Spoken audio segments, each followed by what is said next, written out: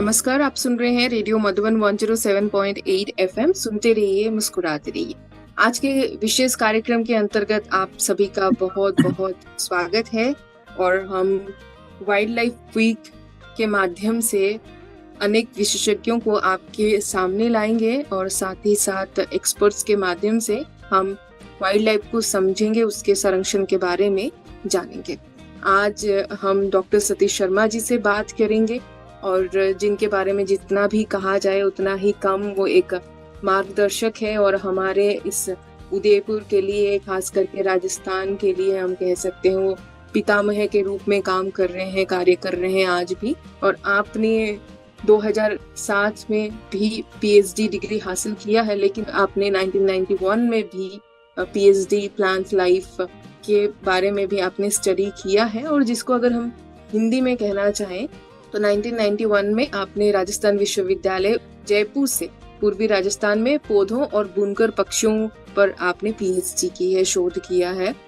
और 2007 में मोहनलाल सुखाड़िया विश्वविद्यालय उदयपुर से आप फुलवारी वन्यजीव अभयारण्य के बारे में आपने स्टडी किया है और जिसको हम biodiversity and ethnobiology of Phulwari wild life sanctuary Udaipur Rajasthan से आपने ये डिग्री हासिल की है। और मास्टर्स इन साइंस 1979 में बॉटनी से आपने किया है।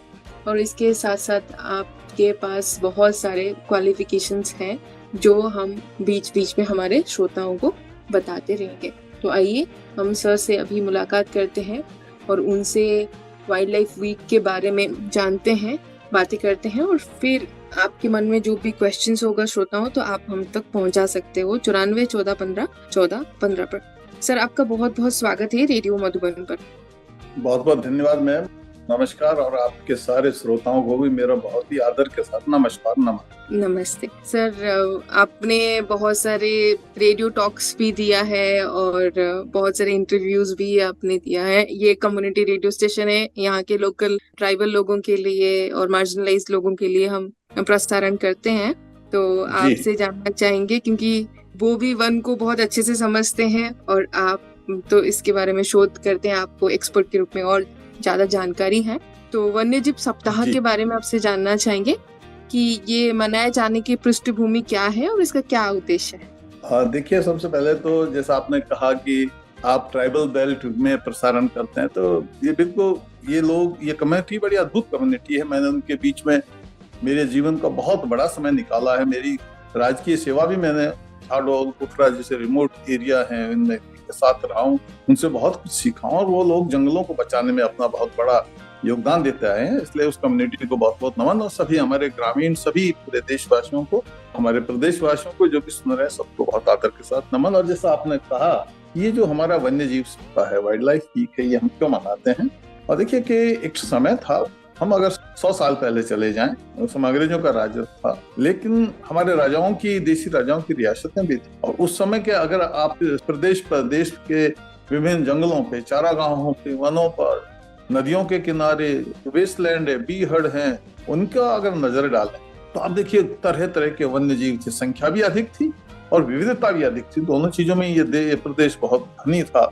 और अब देखिए, पुराने अगर रिकॉर्ड देखें, पूरे राजस्थान में जगह आपको शिकार होदियां मिल जाएंगी। ये इस बात की निशानी है कि उस समय टाइगर तक राजाओं का शौक था, टाइगर का शिकार भी करते। और जिस जंगल में टाइगर अगर है तो उससे नीचे वाले जीव तो अपने आप होंगे ही होंगे। ये नियम है, कितने ही शाकाहारी और दूसरे जानवर, क्योंकि जब ये जो वन्य जीवों का संसार है, इसका टॉप अपेक्स शीर्ष पे टाइगर है, शीर्ष के ऊपर अपना तेंदुआ, पैंथर जिसको चीतरा कहते हैं, ये अगर ये जानवर है तो इसका मतलब नीचे वाले हैं। राजा है तो प्रजा है। लेकिन आजादी के बाद स्थितियां बदली, धीरे धीरे बदलती गई। और देखिए, जानवर कम होने लगे, शिकार होने लगे, आवास बर्बाद, कई कारण उनके लिए जिम्मेदार हैं। और ये जीवों की संख्या, जानवरों की, जो वन्य जीव हैं, जंगली जानवर हैं, इनकी संख्या कम होने लगी। और ये बड़ा चिंता का विषय है, क्योंकि जंगली जानवर हमें कई बार हमें लगता है कि ये तो फालतू के हैं, ये चरते भी हैं, खेत को नुकसान पहुंचाते हैं, पालतू पशुओं को मार देते हैं, कभी कभी आदमी पे आक्रमण कर देते हैं। तो ऐसा लगने लगता है कि ये तो फालतू की चीजें हैं, इनके बगैर दुनिया में क्या फर्क पड़ेगा। लेकिन जो लोग इस चीज को समझते हैं, आप देखिए कि इनके बगैर बिल्कुल भी अस्तित्व संभव नहीं है। हम नहीं रह सकते इस धरती पर। तो चूंकि नंबर कम हो रहा था और ये बड़ी चिंता की बात थी, तो इनकी संख्या को वापस बढ़ाने के लिए, आम जनता को जागरूक करने के लिए हमारे समाज के सभी घटकों को फिर से उनकी पुरानी विरासत को याद दिलाने के लिए, क्योंकि हमारे धर्म का भी हिस्सा था, हमारी दिनचर्या का हिस्सा था, हमारे संस्कारों, रीति रिवाजों, रूढ़ियों, सब जगह कहीं न कहीं जंगली जीव थे। कहीं हम जंगली जीवों को पूजते थे, कई जगह हम उनको खाना खिलाते थे, कई जगह आप देखिए हनुमान क्या है, आधा बंदर और आधा आदमी। गणेश जी क्या है, आधा हाथी आधा आदमी। वराह अवतार क्या है, आधा सुअर आधा आदमी। आपका नरसिंह अवतार क्या है, आधा सिंह आधा आदमी। कच्छप अवतार क्या है, आधा कछुआ आधा आदमी। मत्स्य अवतार क्या है, आधी मछली आधा आदमी। यानी कि हमारे संस्कारों और इन सभी में, हमारी धर्मों में, और सभी धर्मों में, हिंदू मुस्लिम सिख इसाई, किसी धर्म में आप चले जाइए, हमारे सभी धर्मों में आप देखिए तरह तरह के जीव जंतु, पेड़ पौधे, इनका बड़ा अच्छा स्थान था। लेकिन आजादी के बाद में न जाने क्या हमसे गलती हुई कि ये जीवों की संख्या कम हुई, वनों का विस्तार कम हो गया, और देखते देखते काफी सिचुएशन बदलने लगी। और ये एक खतरे के रूप में सरकार ने इसको एक खतरे के रूप में जाना, और वापस से हमारे जीवों की संख्या को बढ़ाने के लिए, वापस से जागरूकता फैलाने के लिए, पुरानी ईथोज को फिर से स्थापित करने के लिए ये निर्णय लिया गया सरकारी स्तर पर, क्यों ना हम अक्टूबर के पहले वीक में, अक्टूबर के पहले सप्ताह में, आमतौर पर 2 से 8 तारीख तक हम मनाते हैं, पहले वीक में हम पूरे देश में हम वन्य जीव सप्ताह मनाएं, और ताकि ये मैसेज फैलाएं कि ये वन्य जो प्राणी हैं, वन्य जीव हैं, हमारे दोस्त हैं, हमारी प्रकृति के रक्षक हैं, हमारे जीवन के रक्षक हैं।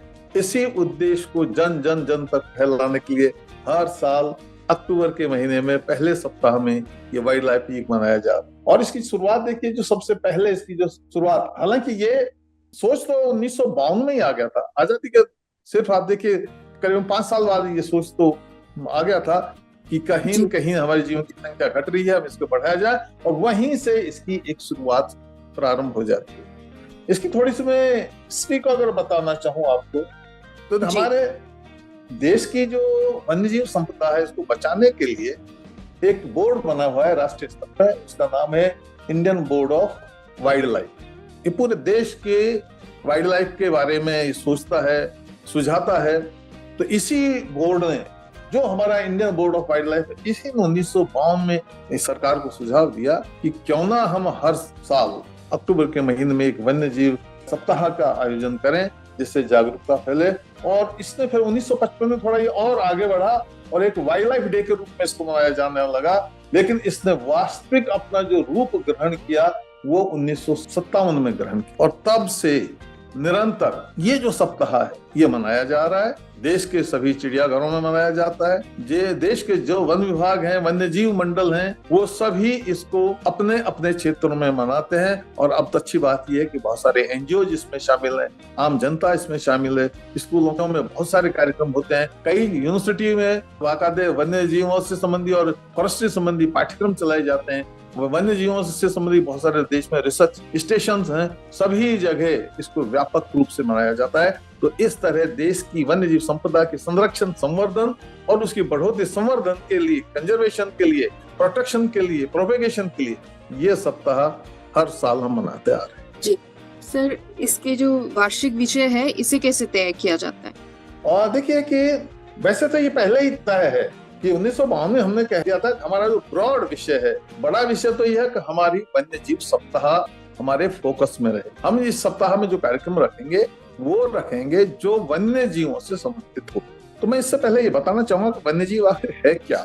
जी, कई बार हम सोचते वन्य जीव सिर्फ प्राणी है, प्राणी नहीं। हमारा एक एक्ट है, अगर उस एक्ट को हम देखें, वन्य जीव सुरक्षा अधिनियम 1972, वाइल्ड लाइफ प्रोटेक्शन एक्ट 1972, 1972 में ये केंद्र सरकार द्वारा जारी किया गया। इसमें बड़ी सुस्पष्ट परिभाषा लिखी गई कि हम वाइल्ड लाइफ यानी कि वन्य जीव किसको कहेंगे। तो वन्य जीव वो है, वो ऐसा कोई भी जीव, जीव में पौधा भी शामिल है, जीव में प्राणी भी शामिल है, क्योंकि जान तो जीव तो सब नहीं है। यानी कि वाइल्ड एनिमल हो या वाइल्ड प्लांट हो, दोनों मिलकर वन्य जीव होता है। और परिभाषा यह रही इसकी कि ऐसा कोई भी प्राणी जो आदमी ने पालतू नहीं बनाया है, अपना आप ही पैदा होता है, जो वो फिर कहीं भी रहे, उस जंगल में रहे, गांव में रहे, खेतों में रहे, चारागांव में रहे, कहीं भी रहे, वो प्राणी। और ऐसा कोई भी पौधा जो आदमी खेतों में नहीं उगाता, अपने आप उगता है, फिर वो पौधा चाहे कहीं भी उगे, जंगल में उगे, नदी समुद्र के पानी में उगे, वेस्टलैंड में उगे, चारागाह में उगे, खेत में उगे, और कहीं भी उगे, तो वो सारे जंगली पेड़ पौधे जो अपने आप उगते हैं, वो सारे जंगली वन्य प्राणी जो अपने आप पैदा होते हैं, उनको आदमी से कोई फालतू नहीं बनाता है, उन सब को संयुक्त रूप से हम कहते हैं वाइल्ड लाइफ। इसका मतलब ये हुआ कि वाइल्ड लाइफ वही जानवर या पेड़ पौधा नहीं है जो जंगल में उग रहा है। अगर कोई जंगली जानवर हमारे गांव में आ गया, शहर में आ गया, घर में आ गया, हमारे बगीचे में आ गया, हमारे खेत में आ गया, हमारे चारागाह में आ गया, पंचायत की जमीन में आ गया है, नहर के पानी में आ गया है, आपके बांध के पानी में आ गया, किसी ने बनाया, वो सब वन्य प्राणी है। जैसे कि सांप, अब सांप अगर काला ना आ गए, वन्य प्राणी है, वन्य जीव है, क्योंकि जंगल में भी रह रहा, कई बार अपने आबादी में मिल जाता है, देखो वन्य प्राणी। टाइगर पैंथर जंगल में और चलता हुआ गांव के पास आ गया, वो वन्य प्राणी है। गीदड़ जो है वो अपने गांव के आसपास आ गए, वन्य प्राणी है। तो वन्य प्राणियों की जो परिभाषा वो व्यापक है, इसलिए ये तय हो गया कि ये किसको है, ये वन्य प्राणियों के लिए। इसमें सभी तरह की तितलियां, मधुमक्खियां, सांप, छिपकलियां, मेंढक, स्तनधारी, आपके पक्षी, तरह तरह के पेड़ पौधे, घास, ये सारे वन्य प्राणी हैं, और इनको बचाने के लिए ये वाइल्ड लाइफ वीक मनाया जाता है। तो मुख्य विषय तो निर्धारित है, लेकिन कई बार हर साल कुछ अलग अलग थीम सरकार और जोड़ देती है कि भाई इस बार हम इस चीज पे ज्यादा फोकस देंगे, इस बार हम इस चीज पे ज्यादा फोकस देंगे, ताकि जो समय समय पर विशेष समस्याएं उभर रही हैं उनको हाईलाइट किया जा सके, समाज को बताया जा सके। जैसे कि इस साल के जो विशेष थीम रखी गई है वो है कनेक्टिंग पीपल एंड प्लेनेट, यानी कि इस धरती पे लोग रहते हैं, पीपल रहते हैं, ये प्लेनेट हमारा है, ये धरती हमारी है, ये ग्रह हमारा है, यानी कि जो धरती के लोग हैं वो धरती के लोग अपनी धरती से जुड़ाव रखें, और जुड़कर, क्योंकि इसी धरती, इसी प्लेनेट पर हम भी हैं, इसी प्लेनेट पर, इसी ग्रह पर ये पेड़ पौधे, जंगली जीव भी हैं, तो हम जो धरती के रहने वाले नागरिक हैं, मनुष्य हैं, ये इस धरती पर रहने वाले जीव जंतुओं से प्यार मोहब्बत करें, उनको बचाएं, उनको अनावश्यक, उनको नष्ट नहीं करें। ये थीम के साथ, तो इस तरह हर साल कोई थीम, विशेष चीज को फोकस करने के लिए थीम रख दी जाती है।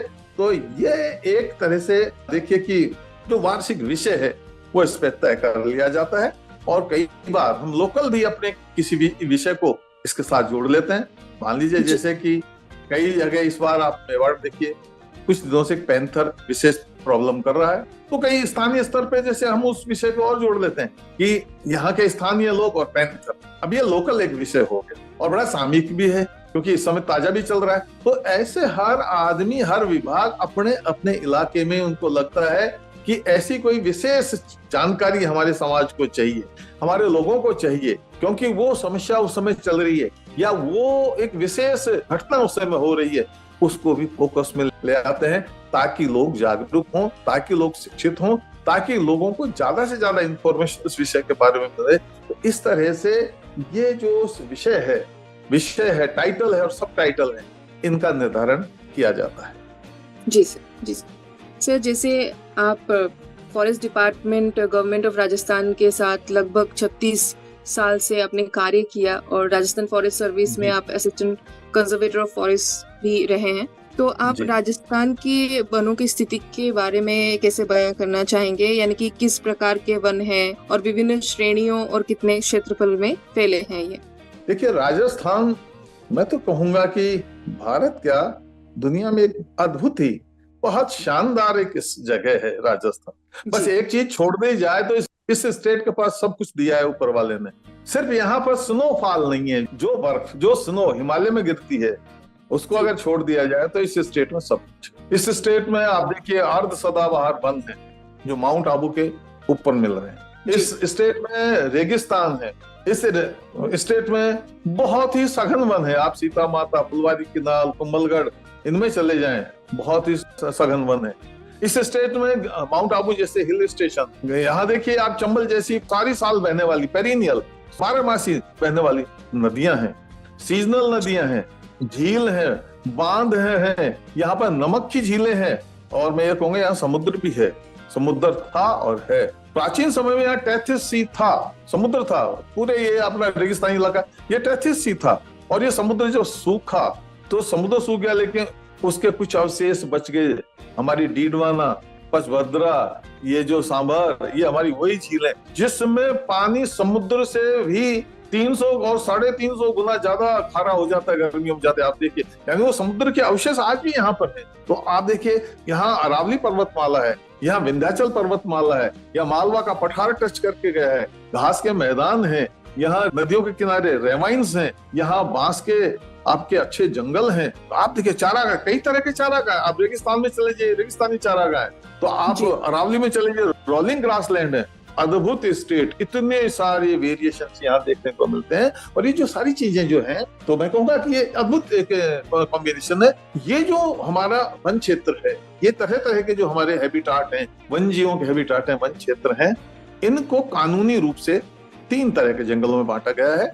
एक एक्ट है, अंग्रेजी के जमाने में एक एक्ट आ गया था, भारतीय वन अधिनियम, उसी के तर्ज पर फिर राजस्थान ने अपना उसको नाम दे दिया, राजस्थान वन अधिनियम। और इस राजस्थान वन अधिनियम या भारतीय वन अधिनियम में पूरे जंगलों को 3 श्रेणी में बांटा गया लीगली। एक है रिजर्व फॉरेस्ट यानी कि आरक्षित वन, एक है प्रोटेक्टेड फॉरेस्ट यानी कि रक्षित वन, एक है आपका अनक्लास फॉरेस्ट, अवर्गीकृत। वैसे देखा जाए तो मुख्य रूप से वनों की 2 ही कैटेगरी है, या तो कोई होगा प्रोटेक्टेड फॉरेस्ट या फिर होगा रिजर्व फॉरेस्ट। रिजर्व फॉरेस्ट क्या है? रिजर्व फॉरेस्ट एक ऐसा वन है जो सरकार, जिसके सारे हक, सारे राइट, सारे अधिकार राज्य सरकार के, वो राज्य सरकार की प्रॉपर्टी है। तो राज्य सरकार उसमें से कुछ लेना है, तो लकड़ी काटनी है, तो बांस काटना है, तो या कोई भी चीज लेनी है, तो वो सरकार का जंगल है। एक और अलग तरह का जंगल है जिसको कहते हैं प्रोटेक्टेड फॉरेस्ट, रक्षित वन। राज्य सरकार चाहे तो ऐसे जंगल में अपने प्रांत के निवासियों को अधिकार दे सकती है और छूट दे सकती है इन जंगलों में। तो ये क्योंकि हमारा प्रजातंत्र जंगल, हमारी जनता का वेलफेयर करना है, इसलिए जनता के वेलफेयर के लिए, जनता के लाभ के लिए, जनता के कल्याण के लिए हमारा प्रोटेक्टेड फॉरेस्ट हमारे स्टेट में है। उसमें लोगों को चराई के, किसी गांव में चराई के अधिकार हैं, कहीं महुआ के फूल इकट्ठे करने का अधिकार है, कहीं महुआ का डोलमा भी लेने का अधिकार है, कहीं सीताफल लेने के अधिकार है, कहीं लघु वनोपज लेने के अधिकार है, कहीं सूखी लकड़ी लाने के अधिकार है ना। तो कई जगह अंदर मेले वगैरह भरते हैं, उन मेलों को में जनता को जाने के अधिकार है, कई जगह लोगों के शमशान है, उन शमशान का उपयोग करने का अधिकार है, कई जगह अंदर पानी के स्रोत हैं, उस पानी के स्रोत का पानी लेने का अधिकार है। यानी कि सरकार ने अपनी जनता के लाभ के लिए 2 तरह से अधिकार दे दिए। एक तो राइट के रूप में, राइट कानूनी होता है, एक छूट के रूप में कि भाई हाँ ठीक है, ये तुम्हें छूट है, ऐसा तुम कर लो। ये 2 राइट हैं। ये इस तरह के जो अधिकार और छूट हैं, ये आमतौर पर रिजर्व फॉरेस्ट में नहीं होता है। और एक है अनक्लास वन, अनक्लास फॉरेस्ट, अवर्गीकृत वन।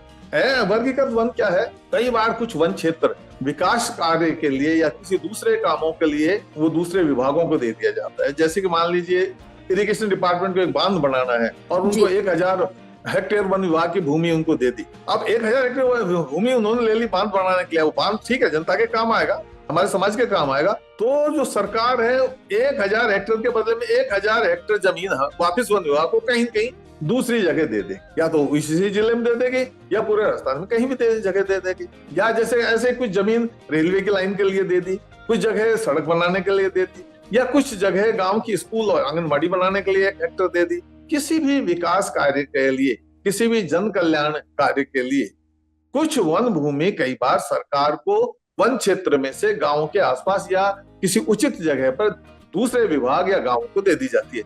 उसके बदले में सरकार कहीं दूसरी जगह वन विभाग को जमीन देती। अब ये जमीन जो अभी नई मिली है, अब इसको रिजर्व फॉरेस्ट बनाया जाएगा या इसको प्रोटेक्टेड फॉरेस्ट में, अभी डिसाइड नहीं, नई जमीन मिली है तो अभी इसको कहा जाएगा अवर्गीकृत। यानी अभी इसका वर्गीकरण हमने नहीं किया, भाई ये क्या बनेगा, अभी जस्ट ले लिया है, तो ये अभी कहलाएगी अवर्गीकृत, यानी कि अनक्लास फॉरेस्ट।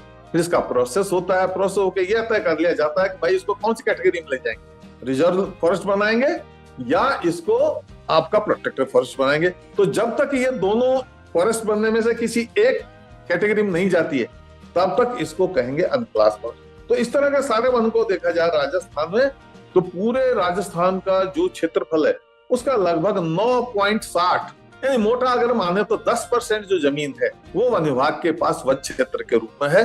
बाकी 90% जमीन लोगों के पास है, खेतों के पास है, दूसरे विभागों के पास है।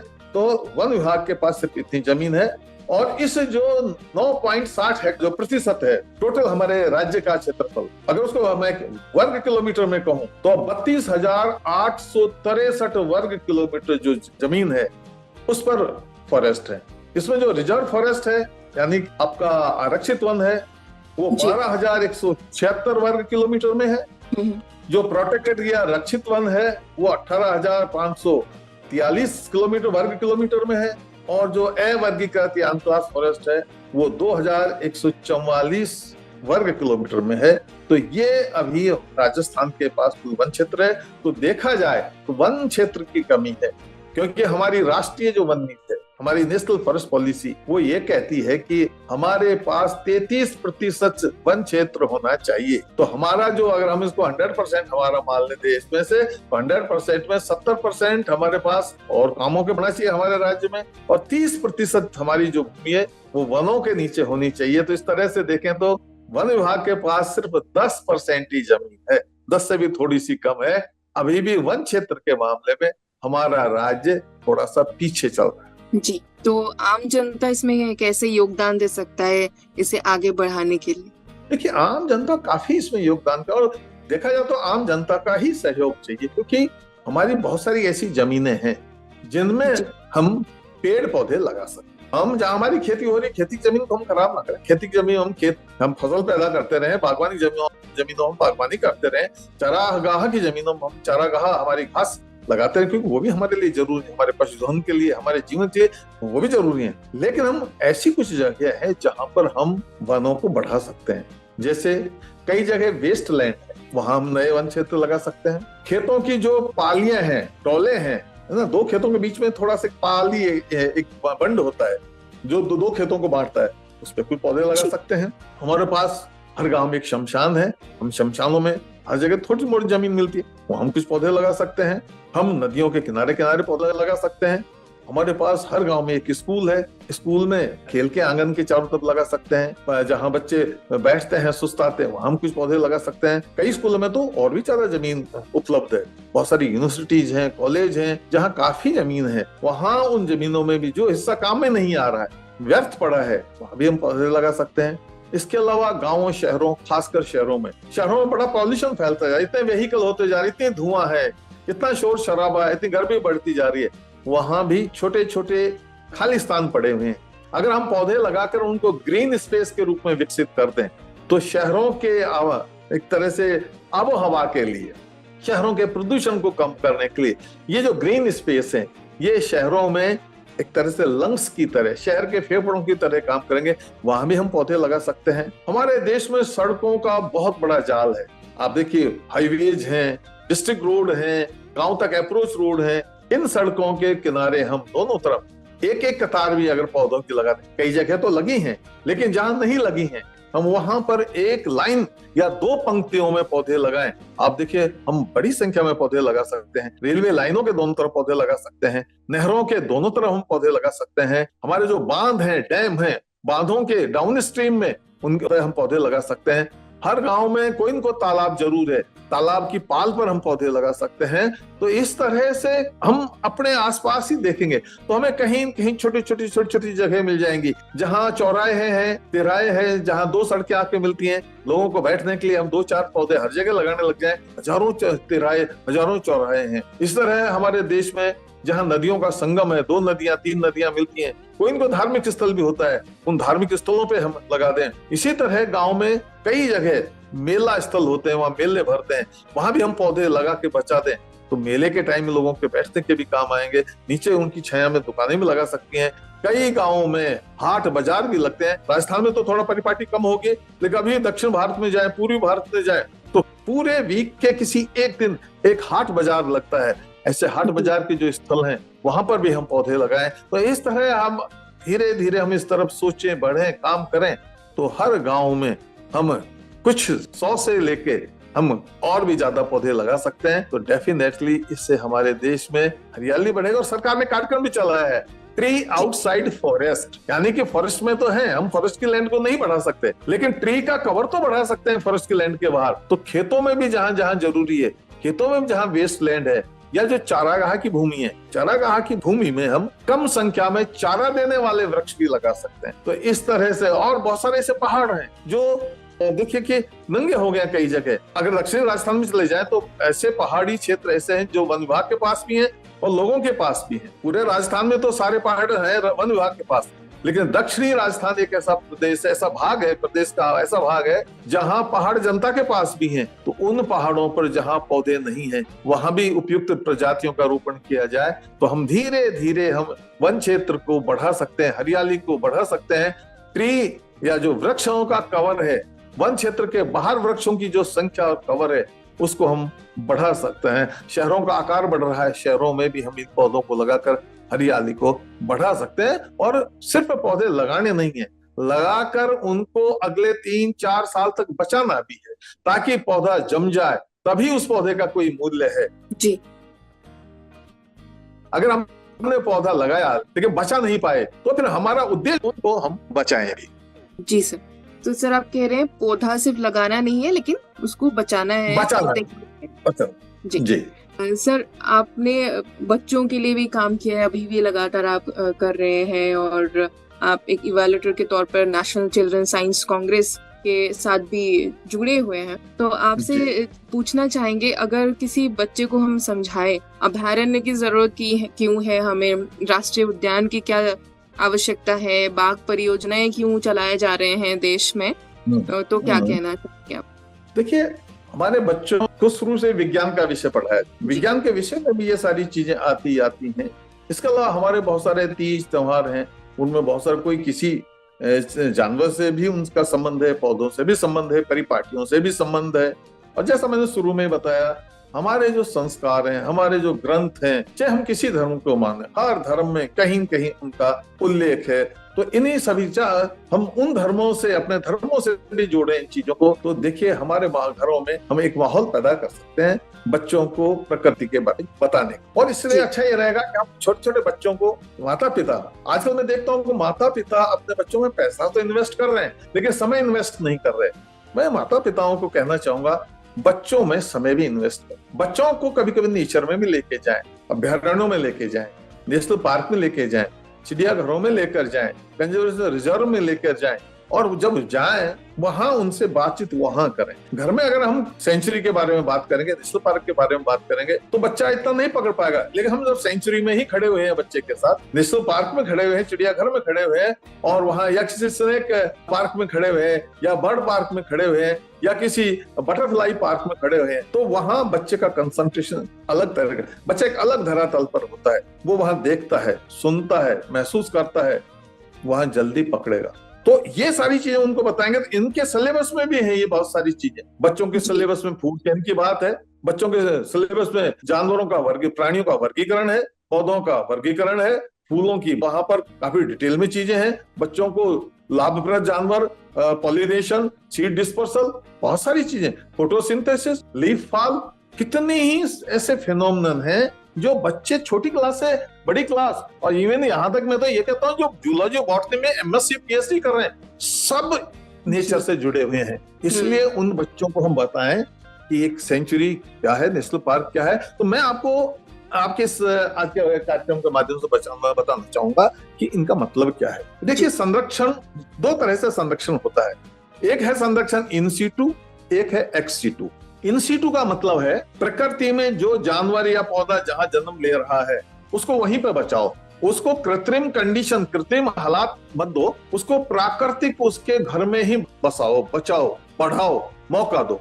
जैसे टाइगर का जन्म जंगल में हुआ है, अब टाइगर का जन्म जंगल में हुआ तो उसको जंगल में ही बचाओ। उसको हम चिड़ियाघर में क्यों लेके आएंगे? चिड़ियाघर में लाएंगे तो हमें खाना देना पड़ेगा, वो बीमार होगा, उसकी प्रवृत्ति बदल जाएगी, और वो जो प्रकृति में अपनी भूमिका निभा रहा था वो भूमिका नहीं निभा पाएगा। वो प्रकृति में कोई काम करने के लिए प्रकृति उसको पैदा किया है। तितलियों को अलग काम के लिए पैदा किया है, सांपों को अलग काम के लिए पैदा किया है, पक्षियों को अलग काम के लिए पैदा किया है, टाइगर को, पैंथर को अलग काम के लिए, सबको प्रकृति ने किसी न किसी काम के लिए पैदा किया है। तो हम उसको नेचर में ही बचाएंगे। हम पैंथर को जंगल में बचाएं, हाथियों को जंगल में बचाएं, हिरणों को जंगल में बचाएं, तितलियों को क्योंकि जंगल में पैदा हो रही है वहीं जंगल में ही बचाएं, मछलियां पानी में पैदा होती है उनको पानी में ही बचाएं, मगरमच्छ पानी में रहता है, जन्म लेता है, वहीं बचाएं।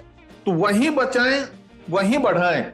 ये है इन सीटू कंजर्वेशन। अगर कोई जाति प्रजाति खतरे में है तो उसको हम एक्सीटू का मतलब कृत्रिम हालात करके भी बचाते हैं, जैसे चिड़ियाघर है, स्नेक पार्क है, ये सब हम आर्टिफिशियल कंडीशन बनाकर फिर जानवर को वहां बचा रहे हैं। तो ये इन सीटू कंजर्वेशन बहुत इंपॉर्टेंट है। इन सीटू कंजर्वेशन में आपका आती है, देखिए, अभ्यारण्य जिसको हम सेंचुरी कहते हैं, राष्ट्रीय उद्यान जिसको हम नेशनल पार्क कहते हैं, कंजर्वेशन रिजर्व यानी कि आपका जो एक तरह का संरक्षण क्षेत्र कंजर्वेशन रिजर्व है, एक कम्युनिटी रिजर्व और है। संरक्षण जो रिजर्व का कंजर्वेशन रिजर्व है ये सरकार की जमीन पर बनाया जाता है, और कम्युनिटी रिजर्व आम आदमियों की, लोगों की भूमि पर बनाया जाता है। तो अभी राजस्थान में कम्युनिटी रिजर्व तो नहीं है, लेकिन हाँ कंजर्वेशन रिजर्व में हमारे पास 3 नेशनल पार्क हैं। एक तो हमारा नेशनल पार्क है आपका रणथंभौर और सवाई माधोपुर में है, केवलादेव राष्ट्रीय उद्यान ये भरतपुर में है, पक्षियों के लिए जाना जाता है, और मुकुंदरा या दरा बाघ परियोजना क्षेत्र ये कोटा इलाके में है। तो 3 तो हमारे पास नेशनल पार्क या राष्ट्रीय उद्यान है। हमारे पास 26 वाइल्ड लाइफ सेंचुरीज हैं और कंजर्वेशन रिजर्व जो है वो 36 हैं। तो इस तरह हम इनके बारे में बताएं, इनका मीनिंग क्या है। तो देखिए, जो राष्ट्रीय उद्यान है या जो सेंचुरी है या कंजर्वेशन रिजर्व है, ये कानूनी इनकी पहचान है। इनको वाइल्ड लाइफ प्रोटेक्शन एक्ट 1972 में अलग अलग धाराओं में बनाया जाता है। केंद्र सरकार भी बना सकती है और राज्य सरकार भी बना सकती है इसमें। तो राष्ट्रीय उद्यान में थोड़ा संरक्षण का जो तरीका है वो थोड़ा ज्यादा प्रभावी है, और वहां फोकस में वाइल्ड एनिमल ही रहते हैं जी। आमतौर पर वहां किसी भी नेशनल पार्क में मनुष्य जो समाज है आसपास का, उसके अधिकार या उनकी घुसपैठ या उनके डिस्टर्बेंस को कम कर दिया जाता है। इसलिए आपने कभी भी देखा होगा, सब राष्ट्रीय उद्यानों में से गांवों को बाहर निकाल रहे हैं, निकाल नहीं रहे, उनकी स्वेच्छा से, उनकी सहमति से उसको बाहर निकाल रहे हैं ताकि वहां अंदर डिस्टर्बेंस नहीं हो। लेकिन सेंचुरी में आमतौर पर लोगों को भी रहने दिया जाता है। लोगों के कोई डिस्टर्बेंस भी हैं, उनको भी ज्यादा ध्यान नहीं दिया जाता है। ठीक है, लोग भी रह रहे हैं, जानवर भी रह रहे हैं, तो वहां समाज पर, मनुष्यों पर भी थोड़ा ध्यान है, और जंगली जानवरों पर भी थोड़ा ध्यान है। हालांकि जंगली जानवरों को सुरक्षा का पूरा वहां ध्यान दिया जाता है, लेकिन एक तरह से नेशनल पार्क की इतनी कठोरता वहां पर नहीं है। यहाँ तक कि सेंचुरी में तो कुछ लाभ लेने के अधिकार भी दे दिए जाते हैं, जैसे चराई के कुछ अधिकार दे दिए, लघु वनोपज के अधिकार दे दिए, सूखी लकड़ी लाने के अधिकार तक दे दिए। लेकिन आमतौर पर नेशनल पार्क में ये अधिकार, इस तरह की रियायतें नहीं दी जाती हैं। और ऐसे ही कंजर्वेशन रिजर्व है। कंजर्वेशन रिजर्व में गांव वालों की सहमति से, पंचायतों की सहमति से किसी क्षेत्र को वन्य जीवों की सुरक्षा के लिए घोषित कर दिया जाता है, और उसमें कई विभागों का, कई पंचायतों के लोग मिलकर एक उसकी मैनेजमेंट कमेटी होती है, और वह तय करती है कि इसको कैसे हमको प्रबंधित करेंगे। तो इस तरह से ये 3 कैटेगरी हमारे यहाँ है। लेकिन एक्सीटू कंजर्वेशन के जो चिड़ियाघर हैं, बायोलॉजिकल पार्क हैं, उनको भी बच्चों को दिखाया जाना चाहिए। तितली घर है, स्नेक पार्क है, उनको भी बच्चों को दिखाया जाना चाहिए। और बच्चे वहां सिर्फ घूमे ही नहीं, मनोरंजन तो करें, ध्यान से वहां जीवों को देखें। जीवों की जानकारी देने के लिए जो बोर्ड लगाए गए, उन बोर्ड को ध्यान से देखें। उस जानवर का नाम क्या है, उस जानवर की पहचान क्या है, ये जानवर खाता क्या है, और प्रकृति में इसकी भूमिका क्या है। और वहीं जानवरों के बारे में हमारे जो उनके साथ जाने वाले बड़े लोग हैं, माता पिता हैं, बच्चों को जानकारी दें कि ये अगर जानवर प्रकृति में नहीं होगा तो प्रकृति में क्या होगा। अगर हाथी खत्म हो जाएगा तो क्या होगा, टाइगर अगर खत्म हो जाए तो क्या होगा, पैंथर खत्म हो जाए तो क्या होगा, बंदर खत्म हो जाए धरती से तो फिर क्या होगा, हिरण नहीं रहे धरती पर तो क्या होगा, अगर पक्षी खत्म हो जाए तो क्या होगा, तितली घर में क्यों तितलियां नहीं हो तो क्या होगा। उनकी भूमिका को समझाएं। और मैं आपके माध्यम से 1-2 उदाहरण दूंगा, उससे हमें समझ आ जाएगा कि इनकी भूमिका क्या है। आप देखिए, हम पॉलिनेशन की बात करते हैं, परागण की बात करते हैं। अगर ये तितलियां खत्म हो जाएं, अगर ये मधुमक्खियां खत्म हो जाए तो तरह तरह के फल और सब्जियां मार्केट में आने बंद हो जाएंगे जी, क्योंकि इनके पराग कणों को ये अपने शरीर, जब ये फूल पर बैठते हैं तो इनके शरीर के हिस्सों पर परागकण लग जाते हैं, और जब ये दूसरे फूल पर पहुंचते हैं तो परागकण वहां पर डाला, और इसी क्रिया को कहते हैं परागण की क्रिया। परागण की क्रिया अगर नहीं होगी तो फल नहीं बनेंगे। पपीता में आप देखिए, पपीती का पेड़ अलग होता है, पपीता का अलग होता है। तो जब नर पपीता अलग है, मादा पपीता अलग है, तो फल कैसे पैदा होगा। ये दोनों पेड़ आपस में पास पास नहीं आ सकते, तो इनके बीच में परागण का उधर से उधर जो ले जाने का काम मजबूरी है इनकी, आदमियों की, कि इनको तितलियां, मधुमक्खियां, कीट पतंगे चाहिए ताकि नर पपीता के परागण मादा पपीता तक ले जाए। खजूर में भी यही है, खजूरी अलग होती है, खजूर का नर खजूर अलग होता है। इस समय कीकोड़ा बहुत महंगा बिक रहा है, 200 रुपए किलो बिक रहा है कीकोड़ा। कीकोड़ी की बेल अलग होती है, कीकोड़ा की अलग होती है। तो कीकोड़ा के फूलों का परागण लेके कीकोड़ी के फूल तक पहुंचते हैं ये कीट पतंगे। अगर ये कीट पतंगे नहीं हो, आपको कीकोड़ा खाने को नहीं मिलेगा। कहते हैं दुनिया में 15,000 से ज्यादा ऐसी जातियां जिनमें नर और मादा पौधे ही अलग अलग हैं, तो आपको कैसे फल मिलेंगे? इसी तरह आप देखिए, तोरई को देखिए, कद्दू को देखिए, ककड़ी को देखिए, लौकी को देखिए, गड़तुम्बा को देखिए, परवल को देखिए, बेल तो एक ही है, कासरी को देखिए, लेकिन नर फूल अलग टहनी पर है, मादा फूल अलग टहनी पर है। दोनों के बीच में कहीं 1 मीटर की दूरी है, कहीं आधा मीटर की दूरी है, कहीं 5 मीटर की दूरी है। ये कीट पतंगे नर फूल के परागण उठा के मादा फूल पे डालते हैं, फिर आपके पास सब्जियां, घिया, तोरई, लौकी, करेले पहुंचते हैं। सोचिए अगर ये सब नहीं हो, फल और सब्जियां नहीं मिलेंगी, और जब फल सब्जियां हमें नहीं मिलेंगी, हम कुपोषण के शिकार होकर, कोई टीबी से मरेगा, कोई किसी बीमारी से मरेगा, कोई किसी बीमारी से मरेगा, क्योंकि पोषण होगा ही नहीं, हम कुपोषण में मारे जाएंगे। ये कीड़े मकोड़े हमारे लिए कितने लाभप्रद, इससे सोच लीजिए आप। इसी तरह ये जो पक्षी हैं, जानवर हैं, हिरण हैं, बागड़े हैं, ये तरह तरह के पेड़ पौधों को, फलों को जब खाते हैं, अपने पेट में बीजों को लेकर दूर दूर तक बीजों को डाल के आते हैं, और उन्हीं बीजों से नए पेड़ उगते हैं, और उन्हीं नए पेड़ों से हमें ऑक्सीजन मिलती है, लकड़ी मिलती है, फल मिलती है। अगर नीम के नीचे सारे बीज वही नीम के नीचे गिर गए, तो आपने देखा होगा वर्षा में एक नीम के नीचे हजारों बीज गिरते हैं, लेकिन नया नीम उगेंगे सारे, लेकिन नया नीम एक भी नहीं बनेगा, क्योंकि उसी के नीचे अपने मातृ वृक्ष के नीचे, अपने पेरेंटल ट्री के नीचे उगकर जगह की कमी है, आपस में लड़ लड़ के खत्म हो जाते हैं। धूप चाहिए, जगह चाहिए, पानी चाहिए, वो मातृ जो वृक्ष है, मदर प्लांट है, उसके नीचे नहीं मिलेगा, उनको दूर दूर उगाया जाना पड़ेगा, तभी वो पनप पाएंगे। यही काम बहुत सारे शाकाहारी जानवर करते हैं, बीजों को फैला देते हैं दूर दूर तक। आप देखिए सारे पहाड़ों पे पेड़ उगे हुए हैं, ये किसने बोए हैं? विभाग ने नहीं बोए, ये पक्षियों ने बोए हैं, हिरणों ने बोए हैं, जी जानवर, उन्होंने खाते खाते अपने पेट में बीज, कोई वहां गया, कोई वहां गया, कोई वहां गया, उन्होंने बीजों को जगह जगह फैलाया, आज हमें मिल रहे हैं। जब हम घर की लाइट जलाते हैं, घर की लाइट जलाए तो छिपकली आ जाती है। ये छिपकली नहीं है, ये मलेरिया इंस्पेक्टर है, क्योंकि घर में मच्छर रहते हैं, घर में छिपकली भी है। ये मच्छर मनुष्य में डेंगू और मलेरिया फैलाते हैं, लेकिन छिपकली डॉक्टर के रूप में वहां ड्यूटी दे रही है, रात को इन मच्छरों को खाकर मनुष्य को डेंगू और मलेरिया से बचाती है। और घर के कोनों में देखिए आपको मकड़ी के जाले मिलेंगे, ये भी मलेरिया इंस्पेक्टर हैं। जो कीड़े मकोड़े, जो मच्छर छिपकली के काबू में नहीं आए, वहां पर तितली उसको, ये मकड़ी है, उस जाले में उसको पकड़ के मार, और फिर भी मच्छर घर के बाहर निकल गया, रात को हम सो जाते हैं। लेकिन ये जो चमगादड़ है, उल्टे लटकने वाले छोटे छोटे चमगादड़, ये रात भर मच्छर को खाते हैं। सोचिए रोजाना कितने लाखों मच्छरों को ये खाते हैं। अगर मच्छरों को नहीं खाएं, मलेरिया डेंगू हमारी क्या हालत कर देगा। तो ये इसलिए ये प्रकृति ने, इसी तरह आप पानी में देखिए, ये कछुए, मगरमच्छ, बहुत सारे जानवर पानी में जो सड़ी गली चीजें, बहुत सारे मेंढक मर जाते हैं, कोई मछलियां बूढ़ी होकर मर जाती हैं। पानी में कोई मरेगा तो पानी में ही सड़ेगा, तो पानी में सड़ेगा तो उस पानी को हम पिएंगे तो बीमार हो जाएंगे। हमारी गाय पी रही है, बकरी पी रही है, वो उनके बैक्टीरिया, पानी का बैक्टीरिया उनके दूध में जाएगा, दूध से हम तक आएगा, हम मारे जाएंगे। लेकिन ये कछुए, स्वस्थ मछलियां और आपका मगरमच्छ, ये उन सड़े गले मांस को, कई गाय भैंस बकरियां पानी में ही मर जाती हैं, उन सबको खाकर पानी को उस सड़ान से बचाने के लिए हमारी सेवा करते हैं। प्रकृति में यही सब। आप अगर मधुमक्खियां नहीं हो, आप सरसों के खेत में खड़े हो जाइए, कितना पॉलिनेशन करती हैं, उसकी वजह से आपकी सरसों तैयार होती है, उस फिर सरसों का हमें तेल मिलता है, और फिर मधुमक्खियां उसी से शहद बनाती हैं, उसी से मोम बनाती हैं।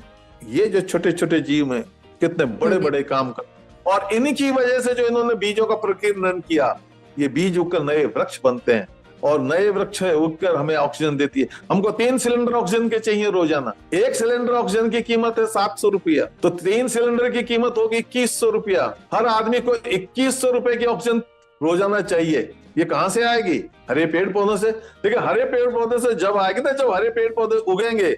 हरे पेड़ पौधे उगाने का काम करते हैं ये हिरण, ये शाकाहारी जानवर, ये पक्षी, इनकी भीड़ से। आपने देखा होगा हमारे घरों पर पीपल पर कद्दू आते हैं, वहां कैसे उगे? पक्षियों ने अपनी बीट से फैलाए उनको। तो पक्षी हमारे अपनी बीटों से पहाड़ में बीट डाल के आते हैं, घरों पे डाल देते हैं, चारागाह में डाल देते हैं, पेड़ों के ऊपर डाल देते हैं, जहां डालते हैं वहीं नए पेड़ उग जाते हैं। अगर ये क्रिया बंद हो जाए, इसलिए इन जानवरों को बचाना जरूरी है। तो ये सब चीजें हम बच्चों को, जो हम नेशनल पार्क में सेंचुरी में लेके जाएं, वहां बताएं कि इनको बचाना क्यों जरूरी, और इसीलिए वन्य जीव सप्ताह भी मनाया जाता है, ताकि हम विविध कार्यक्रमों के माध्यम से, मीडिया के माध्यम से कैसे न कैसे हमारे बच्चों को बताएं, और बच्चों को ही क्यों बताएं, हम भी समझें कि इस प्रकृति में इन सब का क्या महत्व है। इसलिए वाइल्ड लाइफ वीक और बहुत सारे ऐसे डेज हैं जिनके द्वारा हम हमारे समाज को और शिक्षित करते हैं उस मैसेज को, उस संदेश को दूर दूर तक फैला। जी सर, बिल्कुल सर। हमारे राजस्थान के विभिन्न वन क्षेत्रों में वन्य जीव संरक्षण के लिए ऐसे कौन सी प्रमुख चुनौतियां का सामना करना पड़ता है आप लोगों को? चैलेंजेस क्या क्या फेस करना पड़ता है? देखिए, हमारी जनसंख्या काफी तेजी से बढ़ी है। आजादी के टाइम में अगर देखें 1947 में हम मोटा हम 36 करोड़ के आसपास थे। आज 75-76 साल के बाद हम 140 करोड़ या से ऊपर जा चुके हैं। तो हमारी देखिए पॉपुलेशन लगभग 3-4 गुना ज्यादा बढ़ गई। जनसंख्या तो बढ़ी है, लेकिन हमारी जमीन थोड़ी बढ़ रही। देश की जमीन नहीं बढ़ी, देश के पास वही जमीन है जो उस समय थी। तो जब व्यक्ति बढ़े हैं तो हमारी खाने की आवश्यकता बढ़ी है, ऑक्सीजन भी ज्यादा चाहिए, पानी भी ज्यादा चाहिए, हमारी तमाम जरूरतें वो ज्यादा है। और हमें सड़कें भी फिर ज्यादा चाहिए, हमें घर भी ज्यादा चाहिए। घर बनाने के लिए हमें पत्थर चाहिए, पत्थर पहाड़ में से आएगा, पहाड़ वन विभाग के पास है। पहाड़ में से जब हम पत्थर निकालेंगे तो हमें वन को नुकसान पहुंचाना पड़ेगा। वन को नुकसान पहुंचाएंगे तो हमारा वनों का नाश होगा। वनों का नाश होगा तो जंगली जानवर वनों में ही रहते हैं, उनके घरों का नाश होगा। तो देखा जाए तो बहुत सारे बढ़ती ही जनसंख्या के साथ हमें बहुत सारी समस्याओं का आमना सामना करना पड़ रहा है। सड़कें बढ़ रही हैं, सड़कों पर जंगली जानवरों की दुर्घटनाएं बढ़ रही हैं, क्योंकि वाहन बढ़ रहे हैं, तेज गति से चलने वाले वाहन हो गए। पहले रातें बिल्कुल शांत रहती थी, दिन में वाहन चल रहा है, रात को लोग आराम करते थे। अब रात को भी वाहन चल रहा है, दिन को भी चल रहा है, तो जानवर जाएगा कहाँ बेचारा? क्योंकि ज्यादातर जानवर रात को निकलते हैं, और कहीं न कहीं इतनी सड़कें हैं, सड़क को पार करना पड़ेगा, कहीं न कहीं कुचला जाएगा। सड़क दुर्घटनाएं एक काफी बड़ी समस्या है। उन दुर्घटना में जानवर कई बार मारे जाते हैं, कई बार घायल हो जाते हैं। अब उन घायल जानवरों को बचाना, उनको लाना, उनका उपचार करना, और फिर उन घायल जानवरों को बच गए तो उनको सारे जीवन बैठा के खिलाना, क्योंकि वापस जंगल में बच नहीं सकते, एक बड़ी समस्या है। इसी तरह आप देखिए, शिकार एक समस्या।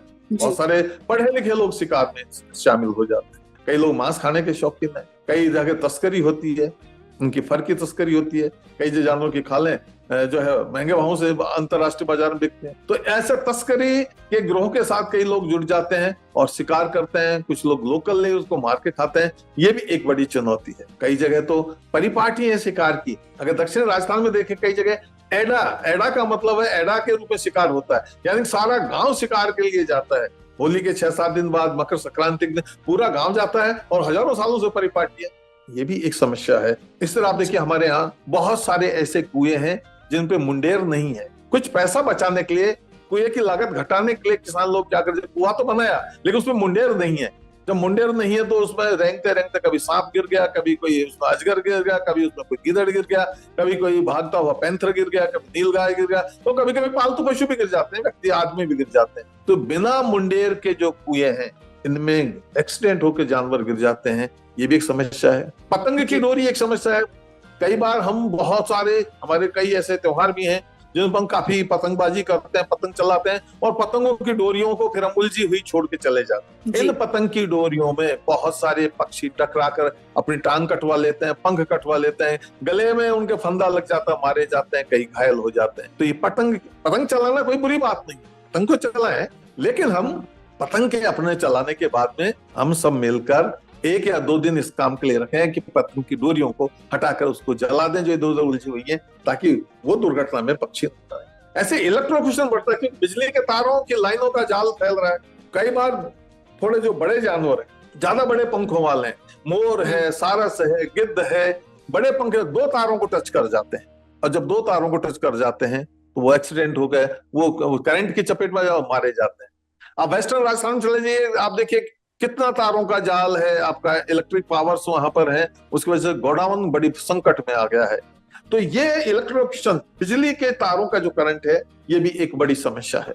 पहले खेतों की बाढ़ तारबंदी, कांटेदार तार नहीं होते थे, आजकल जगह जगह कांटेदार तार, ऐसी चीजें, जालियां लगा देते हैं। तो जब जानवर आते जाते हैं तारों में फंस जाते हैं, उन जालियों में फंस जाते हैं और फंसकर मारे जाते हैं। तो इस तरह फेंसिंग, जो कई जगह तो करंट वाली फेंसिंग भी लगा देते हैं, उससे कई बार तो आदमी मारे जाते हैं। तो करंट वाली फेंसिंग से भी जानवर काफी जगह जो है मारे जाते हैं। हैबिटाट लॉस हो रहा है, जंगल क्यों बर्बादी हो रही है, उससे भी जो जंगल ही नहीं रहेगा, जंगल पर तो जानवर जाएगा कहाँ? जानवर जंगल में रहता है, जंगल को हमने डिस्टर्ब कर दिया, कई तरह से जंगल को डिस्टर्ब करते हैं। वहां पर सड़क बन गई, जंगल में आग लगा दी, जंगल में सूखा पड़ गया, पानी पीने की कमी आ गई, पानी जो था वहां पर उसको हमने दूसरे कामों में ले लिया, हमारे पालतू पशु उसको पी गए, तो पानी की कमी हो जाती है। जंगल में पहले आग लगती थी, आसपास के लोग उस आग को बुझाने में मदद करते, लेकिन समय के साथ लोगों के व्यवहार में परिवर्तन आया है। अब लोग उस मन से नहीं आते हैं, या कई जगह तो आते ही नहीं है, और उसकी वजह से आग पूरे जंगल को काफी नुकसान कर देती है। आग भी एक बड़ी एक समस्या है। अतिक्रमण बहुत बड़ी समस्या है, जगह जगह लोग अतिक्रमण करते हैं इस आशा में कि वो जंगल की जमीन उनके नाम हो जाएगी, तो इससे जानवरों का जो है घर वो नष्ट हो जाता है, जंगल नष्ट हो जाता है। बहुत जगह चराई हो रही है, गैर कानूनी चराई हो जाती है, लोग नहीं मानते, उससे भी हो जाती है। कई वजह कॉरिडोर लॉस हो गए। कॉरिडोर का मतलब जैसे दो शहरों के बीच में सड़क है जोड़ने के लिए, इसी तरह दो जंगलों को जोड़ने के लिए एक जंगल की पट्टी हुआ करती है कई जगह, ताकि इस जंगल का जानवर सुरक्षित उस पट्टी में से, जंगल की पट्टी में से, कॉरिडोर में से दूसरे जंगल में पहुंच जाए। लेकिन अब वो कॉरिडोर जगह जगह टूट गए, तो जानवर एक जगह से दूसरी जगह जाने से उसको समस्या होगी। तो कॉरिडोर लॉस भी एक समस्या जो है होती जा रही है। वन विभाग के पास स्टाफ भी कम है, कई बार बड़े बड़े अंतराल के ऊपर नई भर्तियां होती हैं, तो उससे मैन पावर की कमी रह जाए, वह भी एक समस्या है। और इस तरह से आप देखें कि छोटे छोटे बहुत सारी समस्याएं हैं, जो जागरूकता की भी कमी आ रही है समय के साथ साथ। लोग पहले धार्मिक पुट बहुत था, लोग धर्म को अपने धार्मिक संस्कारों की वजह से जानवरों पर दया करते थे, लेकिन अब वो धार्मिक संस्कार धीरे धीरे कमजोर होते हुए जा रहे हैं, उसकी वजह से भी जानवरों पर से लोगों का ध्यान हटता हुआ जा रहा है। ये छोटी छोटी समस्याएं हैं, इन सब को हम मिलाते हैं तो कई बार बड़ी जटिल एक स्थिति सामने आती है। लेकिन इस स्थिति से उबरने का एक ही तरीका है, सब लोग सहयोग करें, वन विभाग का सहयोग करें, और आपका जो मीडिया है, ये जो वाइल्ड लाइफ वीक है, इनका यही एक मकसद ये भी है कि हम हमारे नए बच्चों को, नई पीढ़ी को ये संस्कार अभी से डाल दें कि आप उन जानवरों के जो बोलते नहीं है, हमारी तरह नहीं बोलते हैं, हम उनके रक्षक बने, संरक्षक बने, उनके हितों की तरफ हम कुछ कभी न कभी, जब वो किसी पद पर, ऊंचे पद पर पहुंच जाए, या कभी ऐसे जननायक बने, तो वो जनता की सेवा तो करें, लेकिन जानवरों को और जंगल के बारे में भी वो जरूर थोड़ा बहुत सोचें, ताकि इन जीवों को भी बचाया जा सके। बिल्कुल बिल्कुल सर, इस एपिसोड के अंतिम मोड पर पहुंच चुके हैं हम, तो जी समाप्त करने से पहले आप बच्चों को क्या कहना चाहेंगे जो इस वक्त आपको सुन रहे हैं? मैं बच्चों को ये कहना चाहूंगा कि बच्चे हमारे समाज की, हमारे परिवारों की अद्भुत एक विरासत हैं, और उन बच्चों को, वो बच्चे हमारे देश का भविष्य भी, और उनसे बहुत आशाएं भी हैं।